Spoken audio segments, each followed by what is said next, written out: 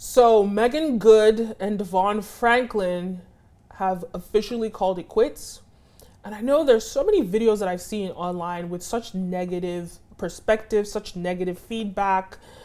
And this video is just not going to be about that. I'm not approaching this in any way to sort of like diss them or comfort them. I just want to look at this situation objectively and figure out ways that we can all learn from this situation. You're watching the Kenim O show, and my name is Kenim. All right, let's begin. So Meagan Good, Devon Franklin, beautiful, beautiful couple. We know Meagan Good is an actress, very famous Hollywood actress. She's been in the game for a long time. Devon Franklin is a pastor.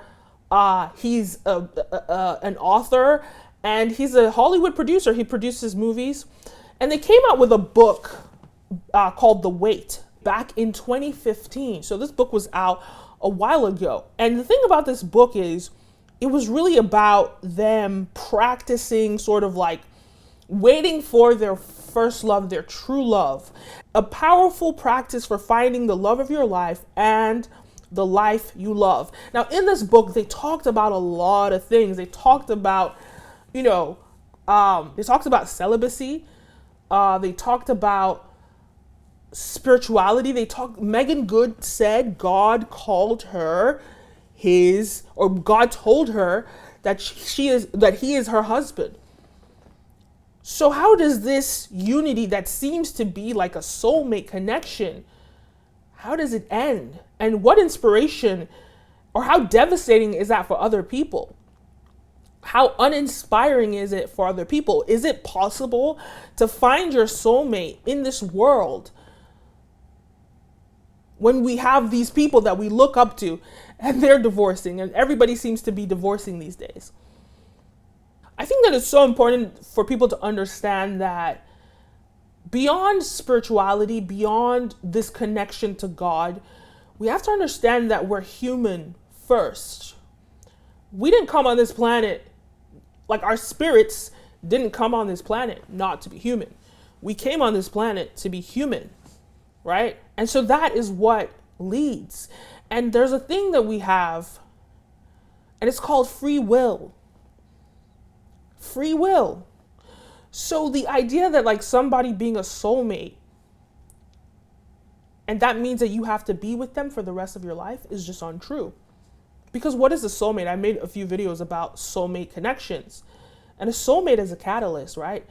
To get you to your purpose, right? To get you to achieve your purpose. Both of you work together as catalysts for that. And in some respects, we can look at Devon Franklin and we can look at Meagan Good, and they've achieved some great purposes together. Let's also remember that your purpose can change in life. So at a time, he found his soulmate.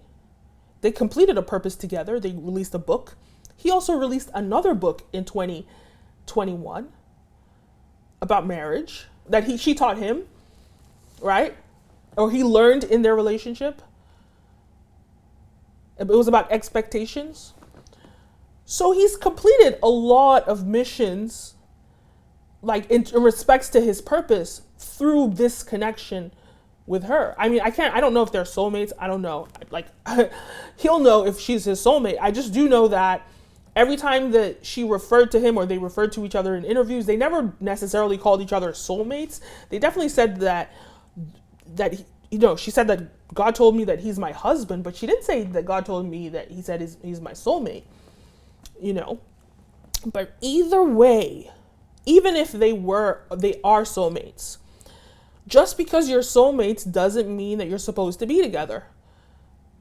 Sometimes your soulmate, you could have, a time where you spend with your soulmate, and then it's time to let go and leave. Because we have this thing called free will. So a lot of people will feel as though, look, I have a soulmate connection. God told me that this is my soulmate. And this person, this thing, this situation is just not working out. And then you feel as though God betrayed you. You feel as though the universe, God, whatever you want to call it, you feel like you've been betrayed. But you forget again and again that we are human first and we have free will. God doesn't know what we're going to do, doesn't know what we're going to choose to do, or the universe. You know, so how could you put that pressure when you don't even put that pressure on yourself, but you're putting it on somebody else? And I just have to say, look, we came on this planet to be human beings first. If not, you would just be spirits floating wherever spirits float. But no, you're here physically as a human being in the flesh. And you're here to be human. You're here to make the choices that you want to make. You're here to do the things that you want to do. That is your free will as a human. And to that I say,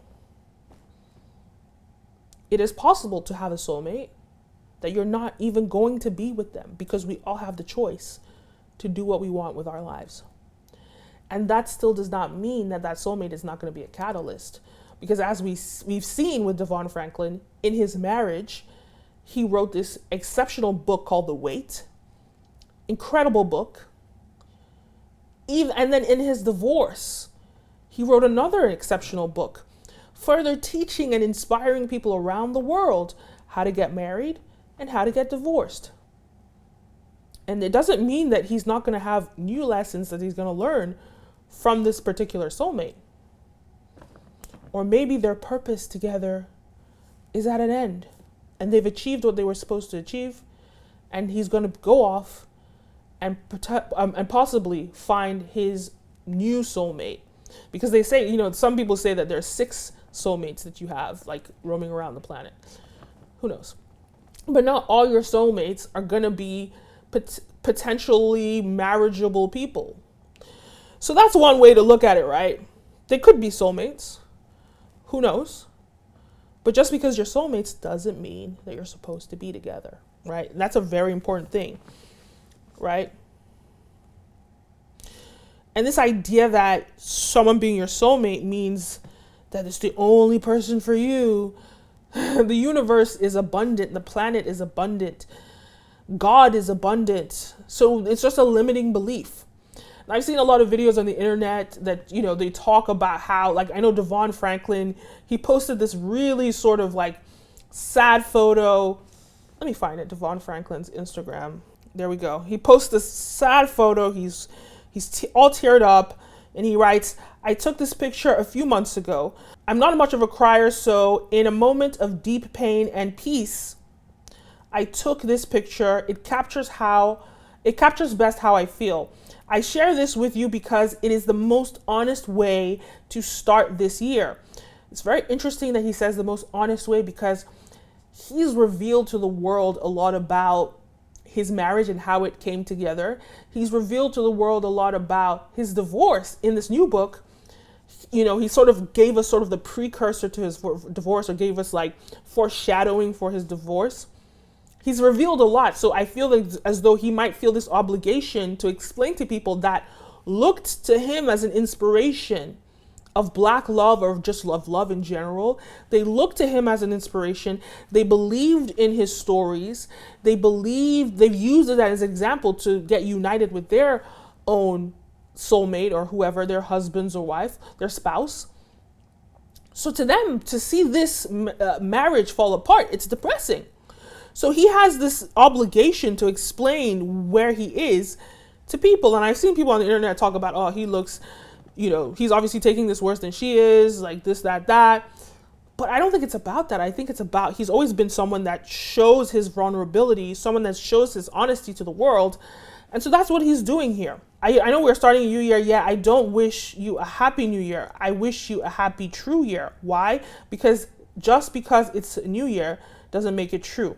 Then he goes on with a poem about being truthful, etc. And I think that's what this was about. And I can totally understand how this could really affect him more than it could affect her. You know, she's this famous actress who has a lot of options. A lot of men probably in her DM a lot of people that just want to date her in general. Very beautiful woman, right? And then on his side, he was celibate. You know, he's a good looking man himself. And, you know, in his prime too, he was celibate. He chose to be celibate. And making that sacrifice, he made that sacrifice so that when God is ready to bring him the person that is meant for him, it would come. And I can see how a lot of people would think that if you're making that sacrifice, that person that comes better be the one that you live, that is you're going to spend the rest of your life with. But that would be you saying that your purpose in life is about being with somebody or being married to somebody. And that's not really, that shouldn't be your purpose in life. Your purpose in life should be whatever your purpose is, right? And you want to share your life with that person. Your life shouldn't be focused on or centered around that person, but focus on your purpose, and that person is with you side by side. And I say all this to say there doesn't have to be a person with you in life. Sure, there are benefits of that, but also there are terrible things about having somebody with you in life, throughout life. There are pros and cons. And it doesn't mean that you have to have someone with you. Your purpose in life is your purpose in life. And she came into his life and fulfilled a lot of missions with him in his life, you know, and I'm sure he learned a lot they learned a lot from each other by being in each other's lives. And perhaps maybe their purpose together has ended and it's finished. And that's okay. So I think that people need to be careful when they sort of, I just feel like there's no such thing as couple goals. There's no such thing as love goals. They're just people that inspire, because we are all human, we are all flawed, and we all have free will. And it doesn't mean just because people are united, people are married, it doesn't mean that they live in perfection. They probably have more stress than the single person that is unmarried, because ultimately, like, there's studies that show that single women live longer than married women, right? There are studies that show that. So I think people need to be careful not to bank all your inspiration on one person. Find that inspiration from within. Be your own inspiration. Find it from above, from the universe, from God, right? Search through your soul. That's where you'll get real inspiration. That's where you'll get real direction. So to me, the funny thing is that this divorce that they had is more inspiring to me, for him to show that it is possible for you to find the one and for that to end, because your mission with that person has ended. And therefore, there really isn't a such thing as the one.